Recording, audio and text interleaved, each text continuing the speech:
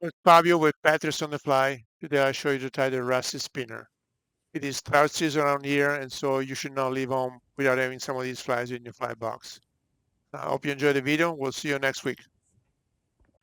Okay, we're gonna tie the rusty spinner. I already put hook on my vise. This is a Daiichi 1180 size 14 dry fly hook.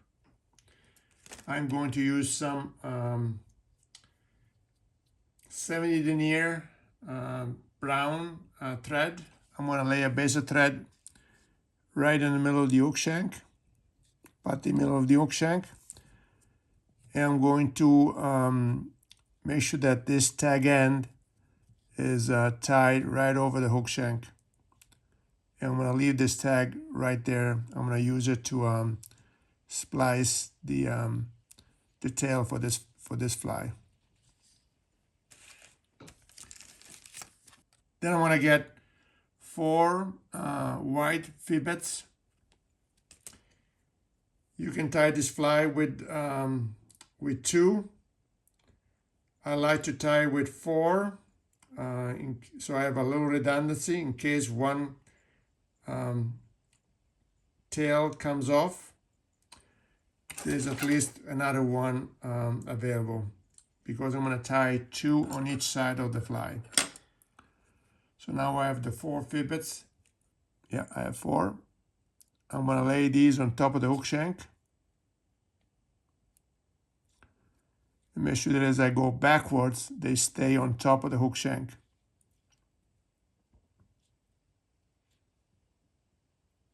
Like so. You want those fibbets to be about the length of the hook shank or a little longer.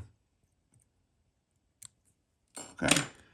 So now that I put the I've tied the fibbets down, I'm going to see if I can use my fingers to splice them off. So now I have 2 fibbets on each side. I'm going to use that thread tag that I left. Pull it over the hook shank.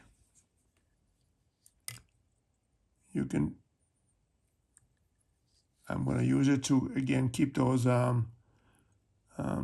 tails split. I can cut this off, and you can see the result here. Yeah, so there's 2 on one side and 2 on the other side. Just to be on the safe side, as I want to keep those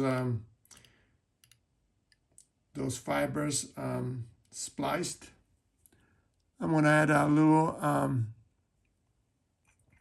UV resin back there, and then I'm going to hold in place with my finger, with my left hand, and cure that UV resin for a couple of seconds. And that's going to keep them at in a better position, at least for me. So now I'm going to apply some dubbing wax on my thread, like so. I'm going to get some rusty spinner dry fly dubbing. The trick here is to put little as possible. So I don't know if you can see in the video how much I have. You can see it's very small amount. I'm going to consume that empty thread there, and then I'm going to start applying the section of the thread that has the dubbing on to make the body. You can see I'm making a very thin body here.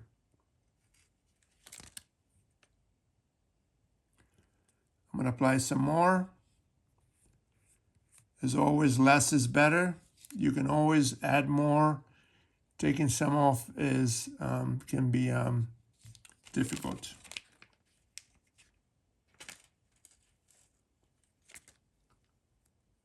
Add some more.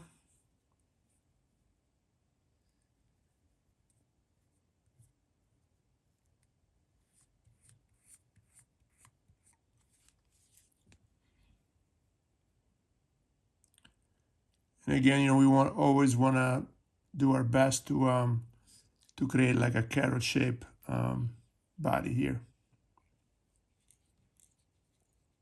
Okay, so I like what I got there. Now I'm gonna add the wing, and for the wing I'm gonna use some Polypro yarn in white. I'm gonna get about 1 inch.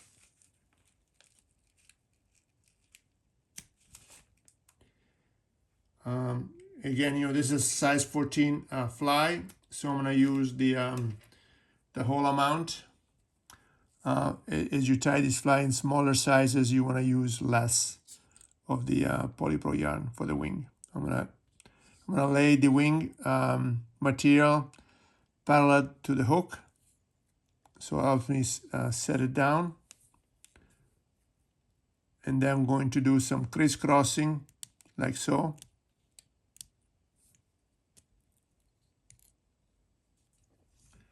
I don't know if you can see what I did there. Okay, so now I'm going to add a little more dabbing wax on my thread. And I'm going to add some more dabbing onto it. I'm going to use again a small amount of dabbing material here. And now I'm going to go over the base of the wing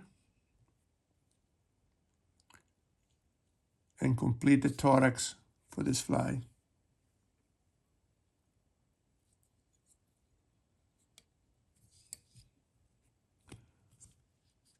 I had some dabbing left that I was able to use to complete the head, so I don't have to add any more. I'm going to use my my whip finisher to finish the head of the fly. I'm going to sit that thread down, cut the thread, so you can see what I did on top of there. I'm going to lift the 2 wings here. I'm going to cut them. You want these wings to be about the length of the hook shank. And I'm going to just, you know, cut a little at a time. You don't want to cut too much. You know, you can't add things, but you can always trim some more if you need to. Then I'm going to use my trusty ice cream stick with a piece of Velcro to brush those wings and sort of splice those the fibers to make that wing a little you know, wider. But I think I like what I did there. There's a rusty spinner. There's always some of these fibers have a mind of their own, so if there's one that's sticking out, you just cut it off. And there you have the rusty spinner. So I hope you enjoyed the video, and we will see you next week.